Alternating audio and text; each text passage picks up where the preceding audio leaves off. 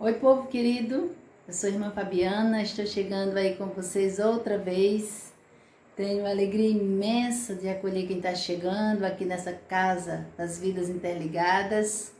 Por isso eu já te peço para dar um joinha, ativar o sininho, compartilhar esse vídeo para que ele chegue ao coração e à mente de outras pessoas.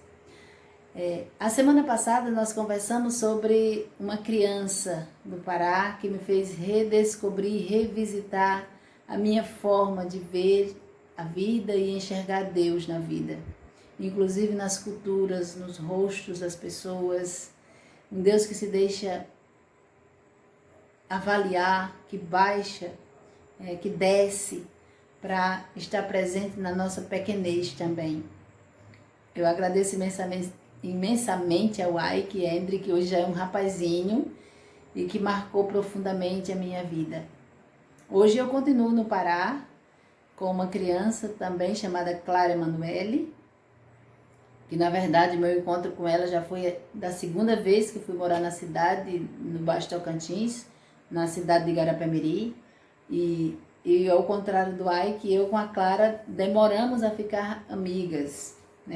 O temperamento dela é bem diferente, mas nos tornamos grandes amigas, estávamos sempre conversando e a Clarinha me fazia perguntas muito profundas também, diferentes, e ainda hoje faz. E um certo dia a gente sempre conversando e rindo, das nossas diferenças, do jeito de falar, os sotaques, os dialetos, podemos dizer, do Brasil. E aí ela perguntou por que nós falamos tão diferentes se moramos no mesmo país, se falamos a mesma língua portuguesa.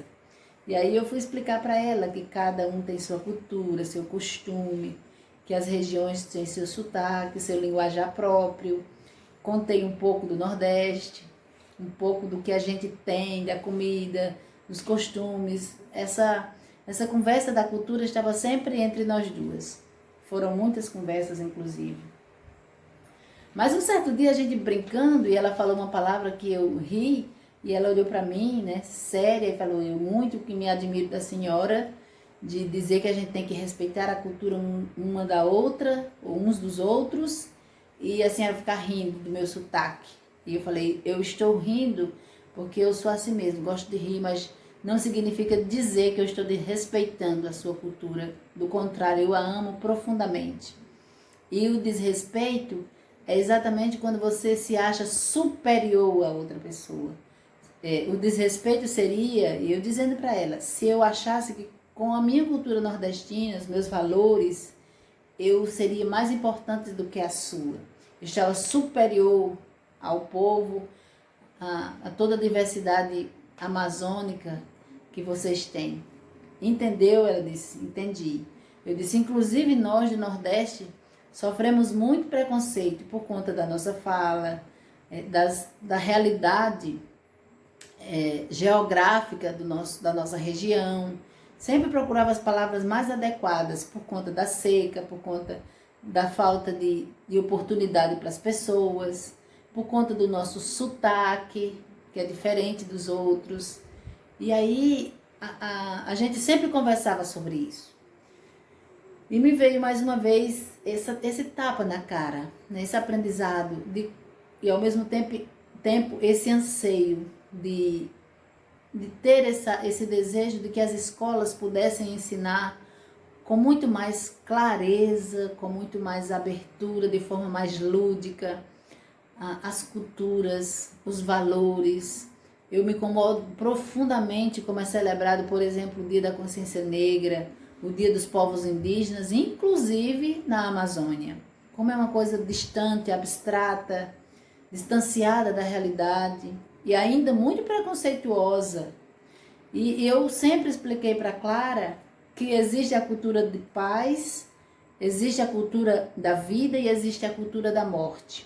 E a cultura da morte é exatamente aquela que incentiva para o preconceito, a discriminação, aquela que incentiva para um consumo exacerbado, que a gente acha que é melhor do que a outra pessoa quando a gente pode consumir mais. Essa conversa estava sempre entre nós. Ela tem apenas 8 anos, mas é uma criança muito entendida que estava sempre me fazendo essas perguntas. Então me fez também pensar que é preciso que a gente ame muito a nossa cultura própria para amar a das outras pessoas, dos outros lugares e ao mesmo tempo valorizar, cultivar, não ter inveja das outras culturas, muito menos tirar aquilo que é mais sagrado nosso para achar que culturas que se acham superiores à nossa esteja no lugar da gente, né? Esteja tomando o lugar da nossa.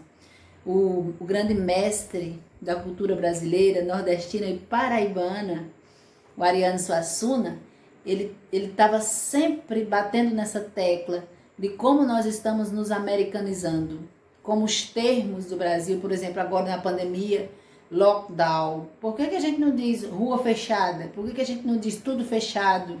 Por que a gente não diz rua trancada, né? Tudo fechado, não sei lá, um termo nosso brasileiro, um termo nosso português. Por que tem que ser lockdown? Por que tem que ser coffee break? Se a gente não pode usar lanche, não pode usar um café, até como o povo do Pará chama uma merenda. O que há de feio nisso? Quando a gente não ama a nossa cultura, a gente não ama a cultura de ninguém. E o mestre Ariano estava sempre batendo nessa tecla. Como que a gente tem que amar nosso jeito de ser brasileiro, a nossa miscigenação, e ensinar isso às crianças, pois os outros países valorizam a educação com mais força da base. Quando a gente aprende de pequeno, de pequena, as coisas entram no nosso coração e na nossa mente e na nossa vida de forma mais profunda, de forma mais aberta, natural. Quando a gente algo é ensinado para nós, iluminado desde criança, isso se torna algo natural para a gente. Então, é importantíssimo que a gente ensine as crianças a valorizar nossa cultura, nossos sotaques, nosso jeito de ser brasileiro, nossas diferenças, pois não são raras as vezes que a gente tem preconceito uns com os outros. Quantas pessoas têm preconceito com a Amazônia? Quantas outras regiões do Brasil têm preconceito com o povo nordestino?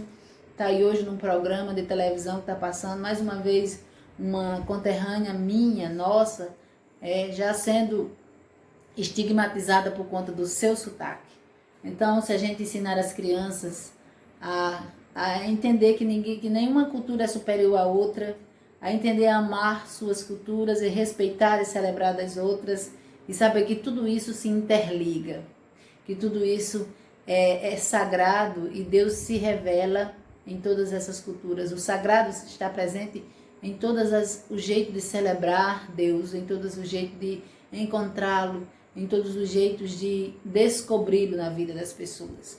Então, e isso mais do que nunca é preciso ser cultivado, celebrado, iluminado no nosso país para as crianças, para que os adultos não se tornem tão preconceituosos como está aí no mundo hoje, na atualidade, um país tão intolerante, que celebra, que incentiva a violência, que incentiva a xenofobia, que incentiva o preconceito contra as mulheres, contra os homossexuais, que incentiva o preconceito contra os negros, enfim.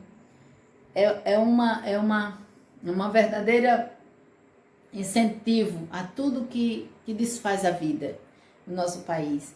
E se a gente ensinar para as crianças a importância de respeitar, de celebrar as diferenças, a gente sim vai interligar nossas vidas.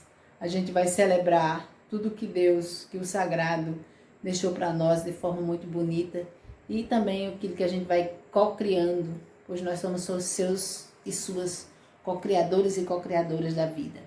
Então, um grande abraço, compartilhe esse vídeo, dá um like, ativa o sininho, e eu termino agradecendo a Deus exatamente pelo dom da vida da Clarinha, que a semana passada fez 8 anos, que ela faça jus ao seu nome, Clarinha, que é iluminar a vida, Clara, e fazer nos lembrar que Deus está presente, Emanuele, que Ele está no meio de nós, de todos os seres, de todas as culturas, e interliga as nossas vidas.